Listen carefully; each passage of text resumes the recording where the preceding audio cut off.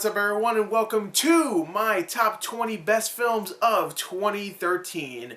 It's only the third month in 2014, but hey, you know what, it's better late than never. The Oscars just happened, and I actually wanted to get this up before the Oscars happened, but again, I was very busy, a lot of movies to review, a lot of video games to play, a lot of stuff to do in my personal life. I got sidetracked. So I'm finally here to do it, my top 20, but before I get into that, of course, I need to do the honorable mentions. And I have 10 of them, so I'm going to list them off real quick. If you want to know what I think of each of these films, most of them I did review. Most of them you can go check out a review. But if you really want to know what I think of them, leave a comment and I'll tell you what I thought of them. But of course I really liked them. They almost made my top 20, but I didn't do a top 30, so that's why I didn't make them. So there's 10 movies on this list. I'm just going to rattle them off before we start with the top 20, okay?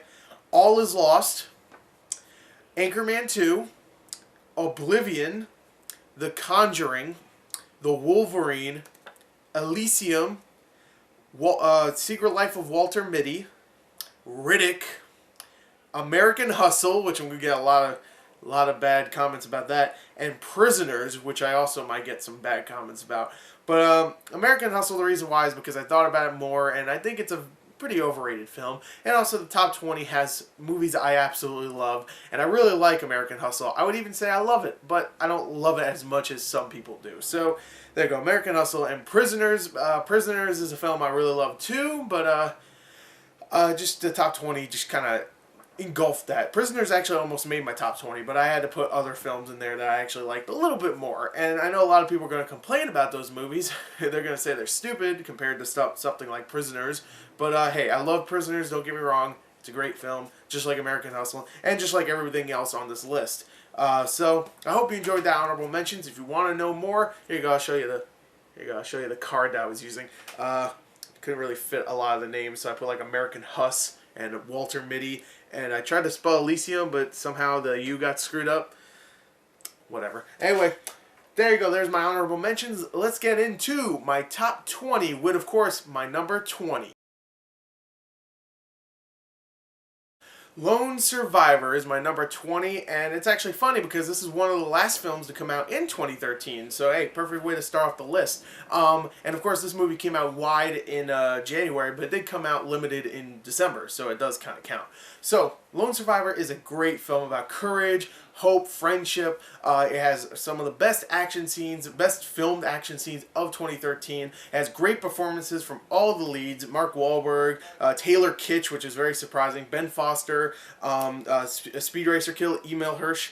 Everybody does a really damn good job here. It's filmed exceptionally well. It's very well edited. It's an amazing film, and it got nominated for 2 Academy Awards. Should have won at least one of those because I thought the sound mixing and whatever sound editing, I thought the sound was great in this film. It really did sound like I was in the middle of a war, and I love this film. Lone Survivor is a great film. It's very tragic, very brutal, but very good. So definitely go check out Lone Survivor. Most likely you did because it made a lot of money, which it should have. So there you go. Lone Survivor is my number 20.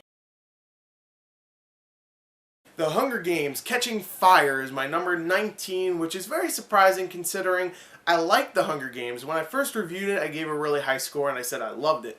The second time I saw it, I saw a lot of the problems, a lot of the camera problems with the film. Whenever there was action, the camera was just going all over the place and I couldn't tell what was going on. And also I noticed there was some hokey acting with the supporting cast. I noticed that with the first film after seeing it again. This film, on the other hand, has great acting, a great story, amazing acting from everybody. I mean, pretty much everybody. Jennifer Lawrence, of course, at this point in her career, she won an Academy Award for Silver Linings Playbook, so you know she's a good actress, and she's great as Katniss in this film. The action is way better in this film.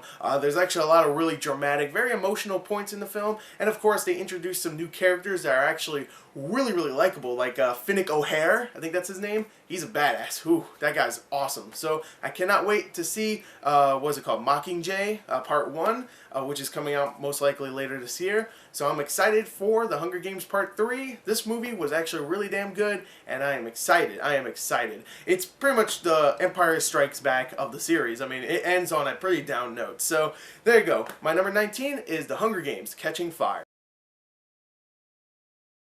42 is my number 18, and if you combine those two numbers together, you get 60, if you didn't know. So anyway, 42 is, of course, based on the life of Jackie Robinson. And in the movie, he is played by Chadwick Boseman, who is fantastic in the role. He gives him plenty of emotional depth. You actually see him break down at times because, of course, he has to deal with all this racism in baseball. And there's times where he actually has to break down, and he does a damn good job of that. And whenever he's actually with his wife, it's perfect. It really is. You get to see him as a person, and you really love this guy.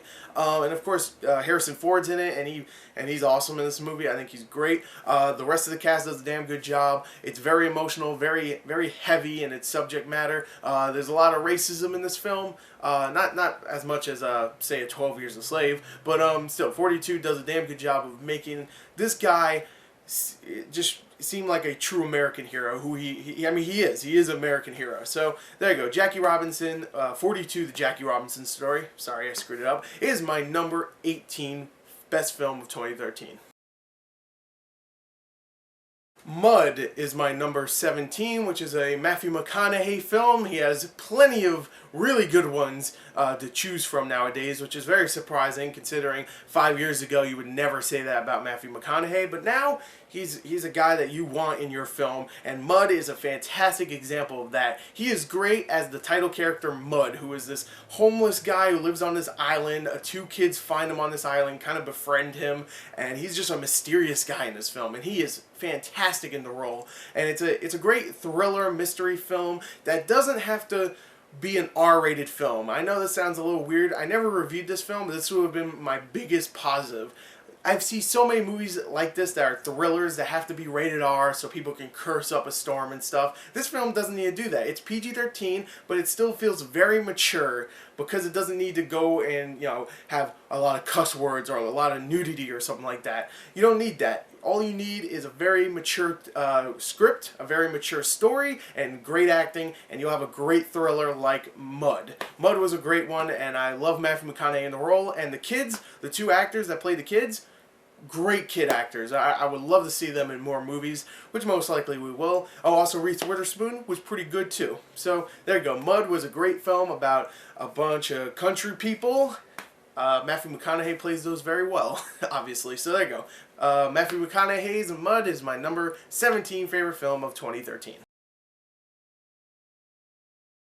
Saving Mr. Banks is my number 16, and it's the third movie so far on this list that is based on a true story, along with 42 and Lone Survivor, of course. And this is a movie, of course, about Disney, the man himself and the corporation, and how they actually made Mary Poppins, the book written by P.L. Travers, into a movie. Now, there's no surprise the movie actually exists, so you already know what happens at the end, but the whole point is the journey. You find out why P.L. Travers does not want to make the book into a movie. You find out all the reasons why about her backstory. You also get to see P.L. Travers and Disney get to talk to each other, and it's a very entertaining film. What I really love about it is that it feels like a traditional Disney film. It feels very whimsical. Even the score is very upbeat, and there's plenty of emotional moments thrown in there that felt very much like an old Disney animated film.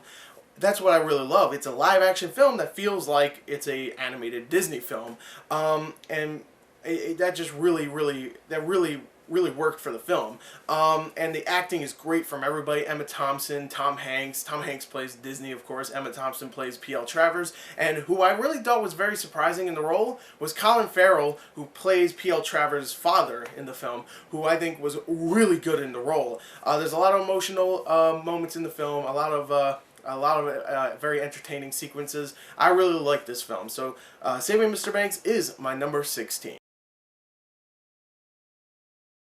This Is the End is my number 15, and it's probably one of the funniest movies I've seen in a very long time. This Is the End, of course, has James Franco, Seth Rogen, Danny McBride, Craig Robinson, just a bunch of other people, Jonah Hill, all these people playing themselves in the film, and it's about them, all these actors, these comedic actors, trying to survive the apocalypse. And I love that. It's a great premise for a movie. and it just completely works. It's so funny just watching all these actors trying to survive together. There's a lot of really funny, gross out gags, a lot of really funny dialogue. It's a really entertaining film as well too, which I really like. Even when it's not trying to be funny or it's not funny, it's still very enjoyable because it's very well paced.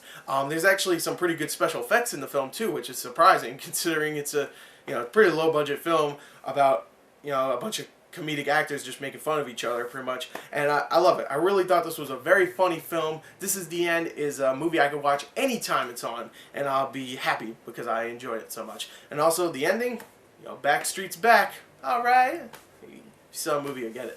So anyway, number 15 is This Is the End. Pacific Rim is my number 14, and oh boy, did this movie deliver on exactly what it wanted to deliver. Big robots fighting big monsters, destroying the city, destroying each other. That's what you got in this film. Now, don't get me wrong, it's not non-stop that. You also have a story with characters, and I know a lot of people didn't really care about the story and the characters too much, but I did. I actually like the characters, and I like the story. The dialogue itself is kind of cheesy, but it actually fits in with the very cheesy look of the film. I mean, don't get me wrong, the special effects are amazing, but when you look at the film, you don't go, "Oh, this is a very serious film." No, you don't do that. But when it gets to the action, it is amazing. Some of the best special effects I've seen pretty much ever, and of course it got snubbed for the Academy Award for best special effects. It should have at least been nominated. Don't get me wrong, Gravity looked amazing, but come on, this movie looked really good too. Should have been nominated. I mean, really, Lone Ranger? You go put Lone Ranger in there, but not Pacific Rim? Okay. So anyway, Pacific Rim was a really entertaining film. When it got to the character parts, there was actually some funny dialogue, some really likable characters. And then when it got to the action, it completely delivered. It was so good, especially in IMAX. If you saw it in IMAX 3D, that movie theater shook like I never felt a theater shake that much before in my life. Oh boy, it was so good. I felt it all around me. I felt it in my stomach, in my brain. Felt it. I loved it. So Pacific Rim, when you get into the action, it is, it's a thrilling movie. But when you get into the characters, it's still pretty damn good. So my number 14 is Pacific Rim. Man of Steel is my number 13. So anyway, Man of Steel is my number 13, and again, very much like Pacific Rim, I wanted a movie that was going to have some, decent characterization, some good dialogue for the most part, and a decent story, but I really wanted to see some bone-crunching action, because the last Superman movie had none of that. Nothing. It really had nothing. Not even good characterization. It was just a boring film with some boring actors, and the only good thing about that last film was Kevin Spacey. That was it. I love Kevin Spacey, so having him in the film, good, but still, it was still a boring film. And this movie, I mean, Jesus, the first, 15 minutes is all action, then it gets into the character, and then there's a lot of more action later on. Like, the last 40 minutes is all action. And I know a lot of people were just like, oh, there's too much action in this film. For me, every second of action in this film completely worked. The special effects were great, the acting was really good. Henry Cavill was very surprising because I wasn't expecting him to be a good Clark Kent or Superman, and he was good both. He was actually a good Clark Kent and a good Superman. He looked like Superman, he acted like Superman, he even sounded like Superman. He embodied the role, which is really good because I thought he was going to suck, to be honest. He was great as Superman, and everybody else was great as well. Michael Shannon as Zod, Russell Crowe as Jor-El. Kal-El is Superman. And it was a really entertaining film. When it got to the characters, sure, it wasn't as good. It wasn't.